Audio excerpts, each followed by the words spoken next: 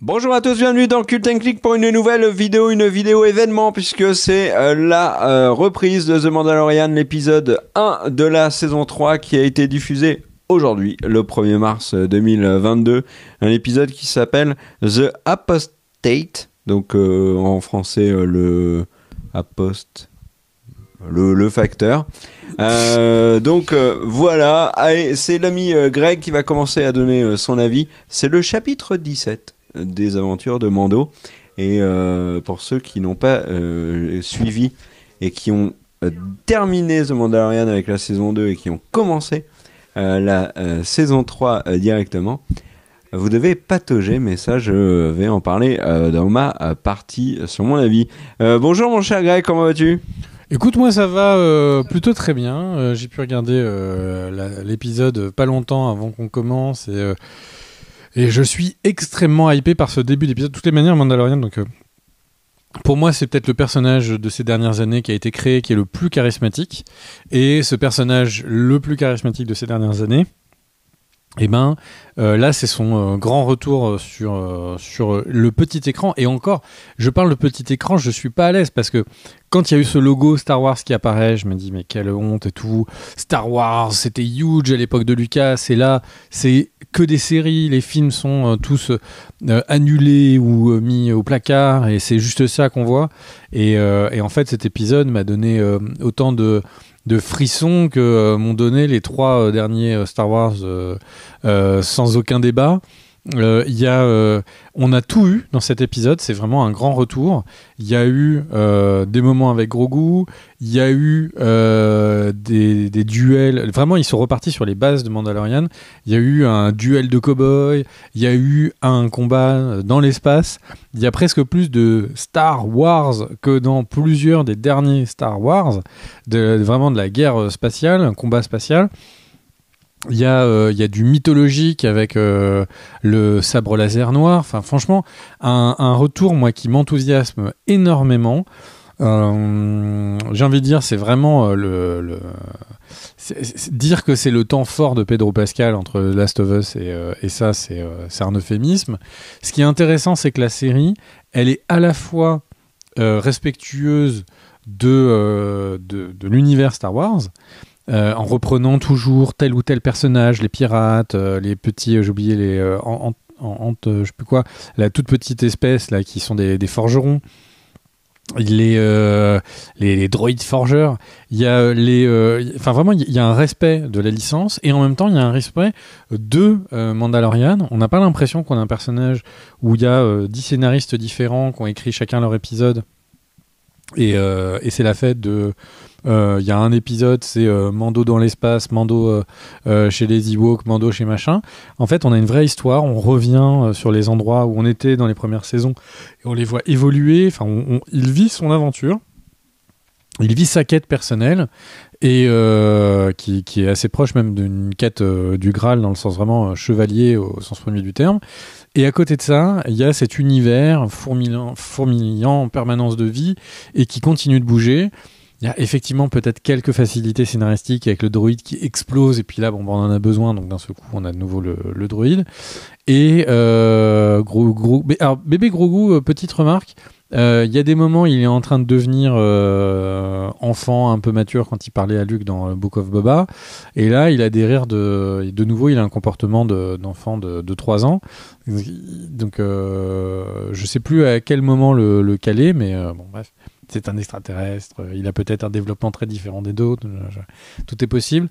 Mais ces moments comme ça où ils sont tous les deux, ils commencent à lui apprendre. Alors là, c'est un cadran pour aller dans l'hyperespace et tout. Enfin, c'est des moments que je trouve hyper mignons et hyper réussis. Ces moments tellement beaux quand ils sont dans l'hyperespace et que Grogu regarde et qu'on a l'impression qu'il y a des espèces d'animaux, de baleines là-bas, mais c'est incroyablement réussi. Vraiment, beaucoup de choses très réussies. Il y a quelques éléments un peu critiquables, qu'il y ait autant de Mandalorian qui se prennent une déculottée du lézard, du crocodile qui sort de nulle part. Mais bon, ça permet de créer le build-up de l'arrivée de Mando. D'ailleurs, c'est assez marrant parce qu'on a l'impression qu'il nous montre un flashback, et du coup, ça nous surprend. J'aime bien cette idée qu'on est en train de suivre un chasseur de primes qui est en train de partir sur une quête mystique pour retrouver ses croyances. Et en même temps, ça l'amène à aller chercher du coup les origines de son peuple, et on suppose potentiellement un jour à mener son peuple. Vraiment, je suis hyper fan de comment cette série se développe. Je suis très très très content de retrouver Mando. C'est pour moi vraiment le poids lourd. Enfin bref, voilà, j'aime beaucoup. Si je résume, c'est vraiment apprécier plus chaque instant de cette série. Mon cher Kerr, tu as un avis qui est plus mitigé. Quel est-il ? Bah oui, mon cher Greg, j'ai un avis plus mitigé que toi. Dans les faits, j'ai été assez déçu par cette reprise. Alors, j'aime énormément The Mandalorian, j'ai adoré les 2 premières saisons, j'ai adoré aussi les épisodes, donc l'arc développé sur Mando dans Book of the Boba Fett. Et c'est d'ailleurs là-dessus que je vais commencer, parce qu'il y a quand même un truc qui va pas. Ce pan de l'histoire développé dans The Book of Boba Fett, à l'époque, bon, on l'a kiffé parce qu'on était dans une série qui était décevante, et puis on se retrouve avec Grogu, avec Mando, on a lu du Luke Skywalker, du Ashoka Tano, enfin c'est très chouette, et on était ravis.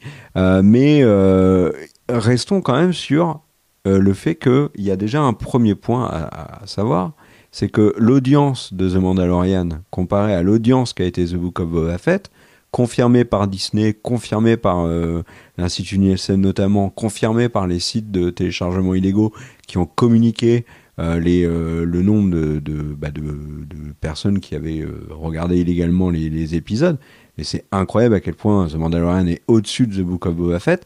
Donc déjà, juste un premier point, ceux qui n'ont pas vu The Book of Boba Fett, ils commencent la saison 3, ils sont à la ramasse totale. Ils peuvent rien comprendre. Et le résumé de début d'épisode est incroyablement catastrophique. Moi, je suis pas d'accord avec toi. Balance. Alors, donc pour toi, une personne qui a terminé la saison 2 et qui enchaîne avec la saison 3 comprend tout.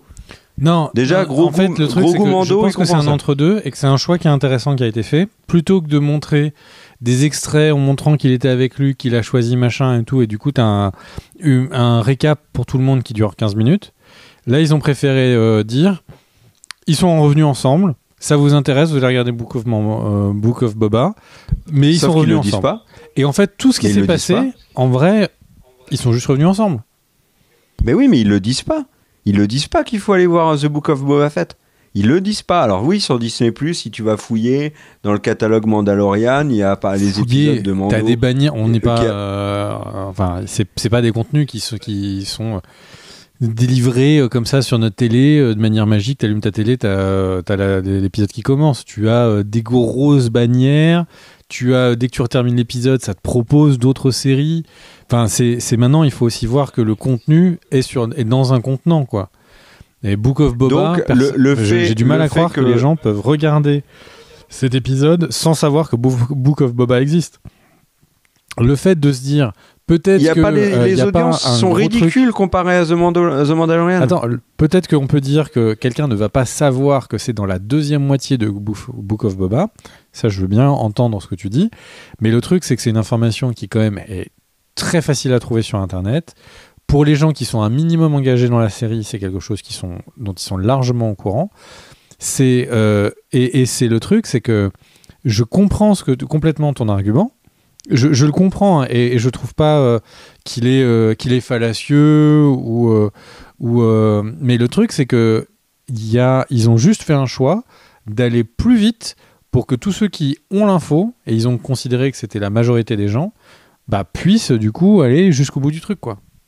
Je comprends ton argument. Tu serais très étonné de voir le nombre de personnes qui se sont plaints de ça et qui ne savaient pas qu'il y avait du Mandalorian dans The Book of Boba Fett, qu'ils n'ont pas regardé parce que les audiences sont incomparables. Donc il y avait déjà ce premier point-là, et je trouve que le résumé abuse. Mais surtout, je veux juste rester sur la fin de l'épisode de la fin de la saison 2. On est quand même sur un gros cut avec Grogu qui part avec Luke, Et en effet, dans The Book of Boba Fett, on a la question de Grogu qui est réglée, c'est très cool. Même s'il y a déjà des premières questions dans The Book of Boba Fett qui sont là, qui titillent un peu, c'est comment ils sont sortis de la situation où ils étaient, parce rappelons quand même qu'il y a 2 gros problèmes à la fin de la saison 2, c'est un Grogu qui part avec Luke, le deuxième c'est le Darksaber qui est dans les mains de Mando et que Bo-Katan Kryze veut récupérer. Donc il y avait ça. Et dans Boba, l'air de rien, en plus on a vu Phoenix à la fin de l'épisode qui est sorti, qui est avec Boba Fett. Dans la série Boba, Mando revit ses aventures et tout. Tout le côté Darksaber, avec le Darksaber en plus, tout le côté Darksaber, Bo-Katan, on le squeeze. Bon, ok. Et là, on se dit donc la saison 3 commence. Ceux qui n'ont pas vu Boba sont en PLS, mais ça, laissons de côté cet aspect-là. Et moi, j'avais envie de savoir un petit peu comment ça allait repartir. Avec Bo-Katan, comment ils étaient sortis qu'était arrivé à Moff Gideon, etc. Et en fait, bah non, ça continue après Boba. Et donc là, il y a le premier élément. On a cette première scène où il y a, qui est d'ailleurs une scène qui est très trompeuse. Et ça, j'ai trouvé que c'était plutôt pas mal. Où on a l'impression en fait qu'on voit l'initiation de Mando avec le nouveau masque bleu là. Et moi, j'ai cru pendant toute la scène que c'était Mando jusqu'à ce que Mando arrive. Et là, il y a alors, déjà en plus dans un des premiers plans, il y a un faux raccord. Et ça, c'est un des éléments que j'ai développé après. Mais il y a plein d'éléments dans l'épisode où je me dis, mais c'est complètement what the fuck. Ils sont attaqués par un crocodile géant. Déjà, donc, ils savaient pas qu'il y avait ce truc-là dans le coin. Bon, ok, soit, ils savaient pas. Ils se battent à coups de piou-piou, alors qu'en fait, à un moment donné, il y a un mec qui dit... En fait, on est équipé de jetpack qu'on peut peut-être voler, puis en plus, j'ai des explosifs de ouf, je vais peut-être le faire exploser. Et du coup, après avoir perdu plein de monde, ils décident de s'envoler, de mettre les explosifs. Enfin, voilà, il y a des éléments dans cette scène qui vont pas. Alors, la scène est très stylée, ok. Mais il y a des éléments quand même scénaristiques où vraiment je me dis, mais ils sont bêtes comme leurs pieds.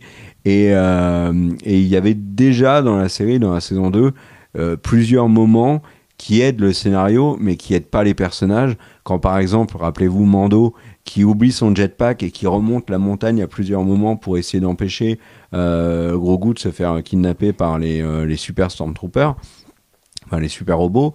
Là, ça allait pas. Et l'épisode s'enchaîne. Alors moi, ce que je vais lui reprocher à cet épisode, globalement, c'est un énorme manque de rythme. Il y a plusieurs éléments qui, moi, m'ont tiqué sur le fait que j'ai l'impression que l'épisode est sorti avant d'être prêt. Alors, est-ce que c'est un problème de mise en ligne sur Disney ou est-ce que c'est un problème de montage? Mais moi, par exemple, j'ai pas eu le titre. J'ai eu le titre qu'une demi-seconde. J'ai eu le nom du réalisateur une demi-seconde, un écran noir, il est revenu. J'ai eu le Previously On très très vite. Et ensuite... dans la mise en ligne ou le montage, il y a quelque chose qui va pas.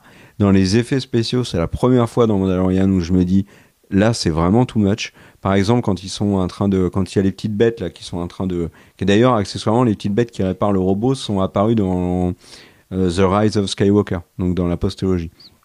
Et en fait, et ces petites bêtes là, c'était saccadé.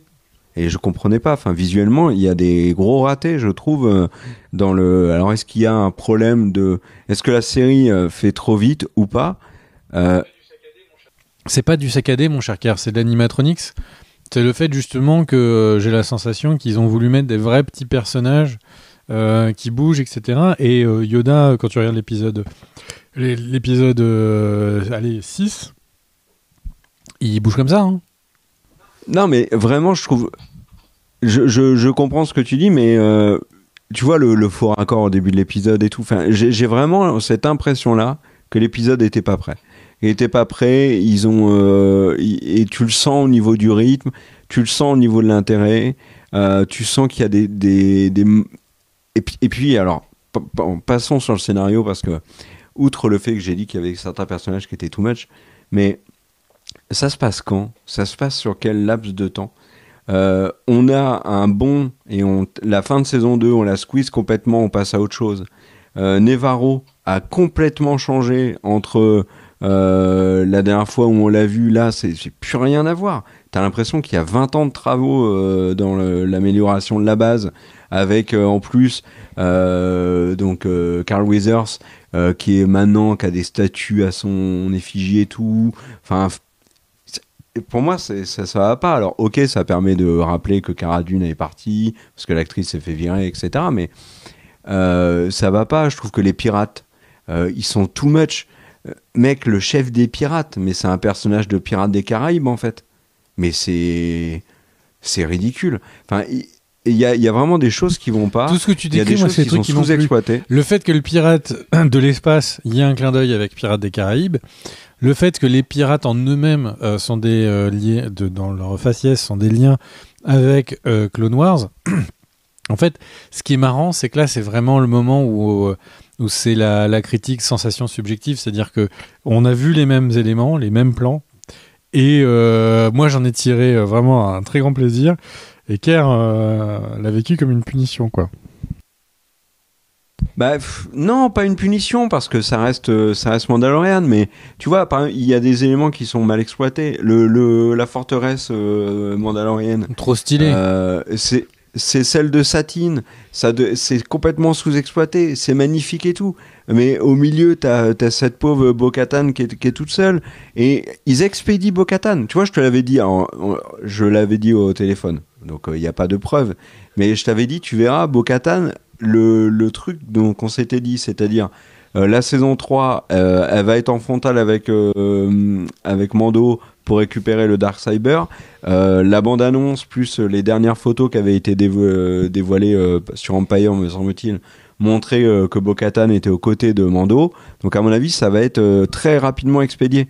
Mais jamais j'aurais cru que c'était expédié en 10 secondes. Mais non. Bo-Katan, il arrive, il dit ça va. Alors, mais enfin, encore une fois, c'est. Mais arrête, attends, je finis, je te résume la scène. Toi, tu vois Bo-Katan, elle est expédiée et tout.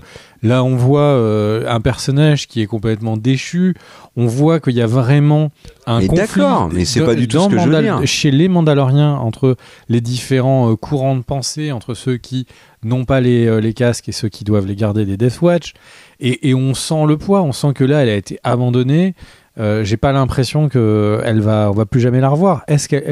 On a la sensation, ce que je retiens de cette discussion, c'est qu'elle, ce qu'elle veut, c'est retrouver la splendeur de son peuple, et que elle veut que, du coup, si c'est pas elle a fait sa paix avec ça, et du coup, ça doit être Din Djarin. Ce qui n'est pas du tout son nom, Jean du Jardin. Résumons. Du coup, Mandalorian. Il est complètement bugué sur son nom. Résumons quand même. Fin de saison 2, elle dit t'as le sabre, je vais te buter, je suis désolé, il n'y a pas le choix. Là, on la retrouve. Alors déjà, Mando arrive, il arrive dans le château devant elle et il dit bonjour, je m'appelle Din Djarin. Pourquoi se présente-t-il à Bo-Katan ? Déjà, premier truc qui m'a un peu déstabilisé dans la scène. Et après, il lui dit mais où sont tes hommes ? Bah ils sont partis. Comme j'avais pas le Darksaber, ils sont partis. Et tes vaisseaux ? Bah ouais, ils sont avec des mercenaires. Donc c'est expédié en 10 secondes. Et après elle dit maintenant c'est à toi de prendre les choses en main. Tu as le Darksaber, ils vont te suivre. Les Mandaloriens vont te suivre. Ok, ça, ce principe-là est très bien. Mais c'est trop bien. Et on va arriver, si tu le permets, à ce qui moi me bloque le plus dans cet épisode, c'est Mandalorian. Enfin, c'est Mando, c'est Jin, enfin, c'est le personnage. Mais qu'a-t-il dans la tête ? Je ne comprends pas ce personnage.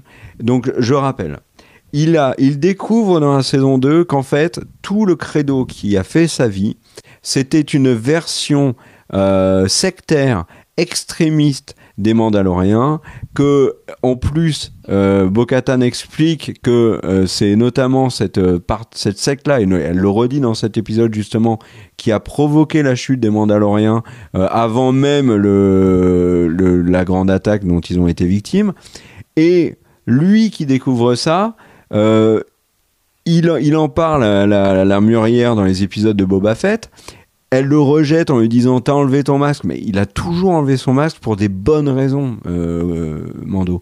Là, elle le rejette, ils se battent contre l'autre Mandalorien. Il est donc rejeté par cette secte.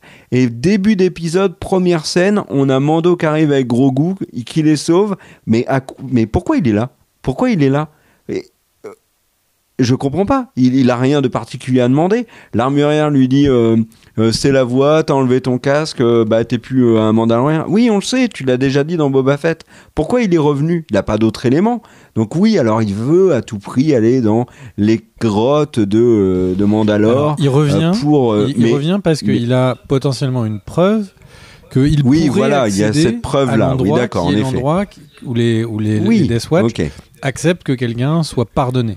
Donc déjà, c'est quand même un gros truc pour lui. Pourquoi ? Et je pense que ce qui est très pourquoi il veut être pardonné ? Qui ne te parle pas et qui moi me parle beaucoup, c'est que c'est un personnage qui a une vraie foi. Il a une foi. Mais d'accord. Il a une foi dans cette secte, dans cette religion, dans ce courant des Death Watch. Et le truc, c'est que il a une foi dans la forgeronne, dans le credo. Et le truc, c'est que c'est pas parce que Bo-Katan lui dit c'est toi l'extrémiste et tout qu'il le prend pour argent comptant.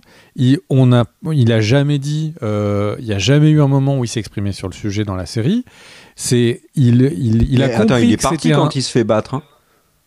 Quand il est battu par la secte, l'armurière et le mec qui l'accompagne, il s'en va, il va s'occuper d'autre chose. Quand il gagne, il retourne avec Boba. Et il a plus question de retourner dans la secte. Et là, dans cet épisode, c'est de nouveau. Déjà, dès qu'elle lui dit que pour se faire pardonner, pour être réaccepté dans son clan, il faut qu'il aille se faire purifier. Là, il se rend compte qu'il peut pas. Et comme il peut pas, il trouve un indus qui lui permet de se dire qu'en fait, oui. Et il va confirmer avec elle qu'elle acceptera de le reprendre dans sa famille. Parce que c'est un clan sage-famille, hein, tu te souviens ? Il est... sa famille et sa planète est décimée par les droïdes et tout, donc c'est son clan et sa famille. Et en fait, il peut revenir dans sa famille s'il leur montre qu'il a été purifié.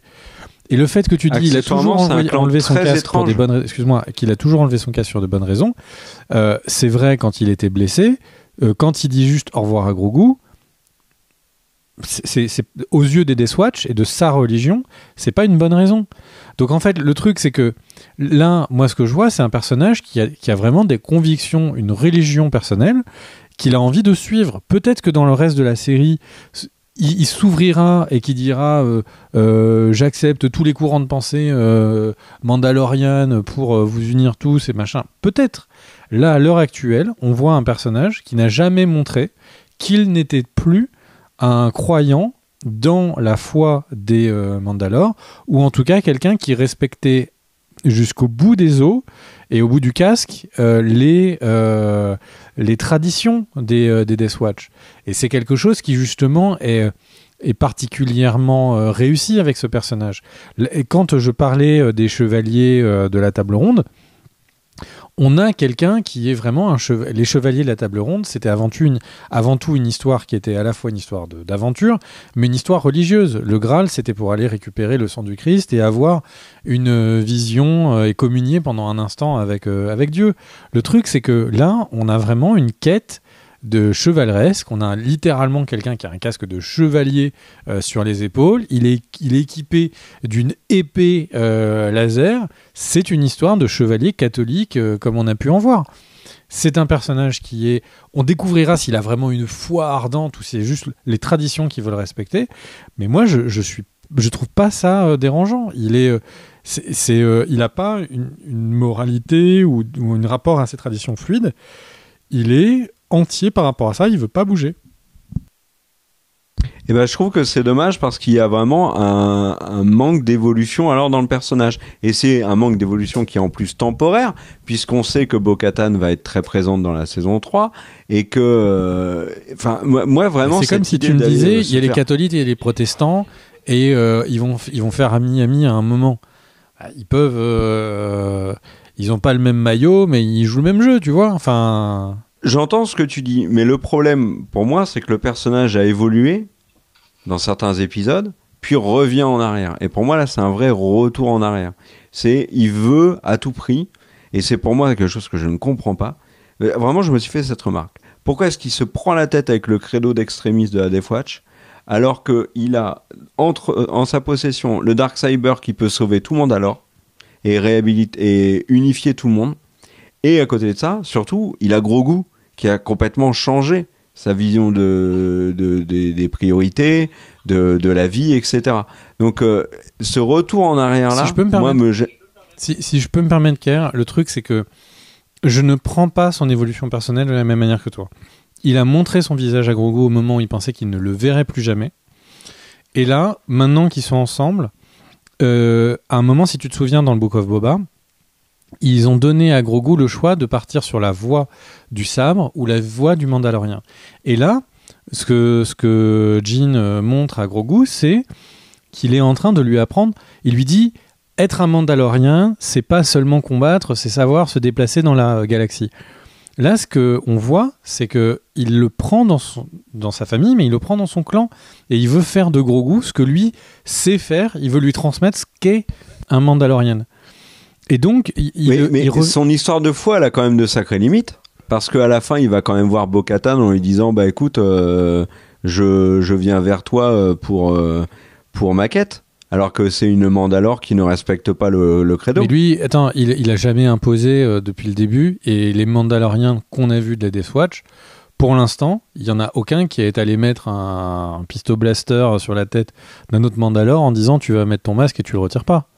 Du coup, je vois pas pourquoi il le ferait maintenant. Bo-Katan en parle dans l'épisode de justement ça. Mais elle dit, il y a longtemps, c'est ta secte, et Bo-Katan dit c'est ta secte qui a divisé Mandalore. Très bien, mais là, ce qu'on voit, et lui, n'a jamais eu un comportement comme ça. Il y a un autre élément que je veux aborder, mon cher Greg, c'est le nouveau vaisseau. Là, moi, ça me perturbe. Parce qu'on a un Mandalorien qui est un chasseur de primes et qui a un vaisseau, une place ennemie. Ce qui veut dire que le mec est chasseur de primes, mais ses primes, il peut plus les récupérer. Donc, alors, tu vas me dire, oui, mais maintenant, il est dans une mission, etc. Je suis d'accord avec toi.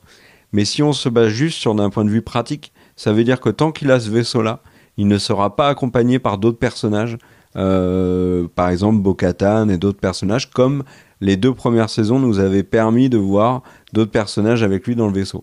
Et ça, je trouve ça dommage, parce que déjà, les interactions avec Grogu sont moins réussies avec ce nouveau vaisseau, et je trouvais que le Razor Crest était très réussi, et dans Star Wars, l'intérieur des vaisseaux ont une vraie âme. Le Faucon Millennium, moi j'ai beaucoup aimé le vaisseau dans Jedi Fallen Order.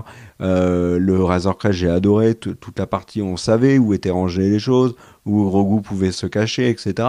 Et là, dans ce petit vaisseau-là, pour moi, ça n'a pas de sens. C'est pas du tout un vaisseau de vie, un vaisseau de voyage comme ça.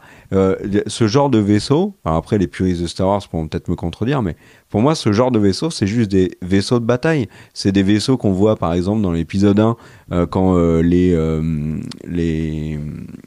j'ai oublié le nom de la planète. Naboo. La planète Naboo attaque, tu vois. Enfin, c'est des vaisseaux de combat comme le Luke, les Rogue Leaders, etc. Enfin, là, très clairement, on le voit dans l'épisode d'ailleurs, il dort et tout. Mais ce vaisseau-là, il faut qu'il nous l'enlève rapidement parce que ça va vraiment restreindre beaucoup de choses dans la série. Ça t'embête ce vaisseau ou pas du tout ? En fait, je vois pas. Le Mandalorian, c'est un spécialiste. C'est Jason Bourne. Le mec, il veut faire une mission, il prend les armes qu'il lui faut pour sa mission. Il y a un moment, il devait combattre quelqu'un qui avait un sabre laser noir. Il s'est équipé d'une lance du seul métal qui pouvait aller combattre avec le... Il a besoin de balader des gens et d'être un chasseur de primes. Il a un vaisseau de transport qui est un vieux vaisseau parce que il faut que le signal qui sont envoyés ne puisse pas éveiller les soupçons.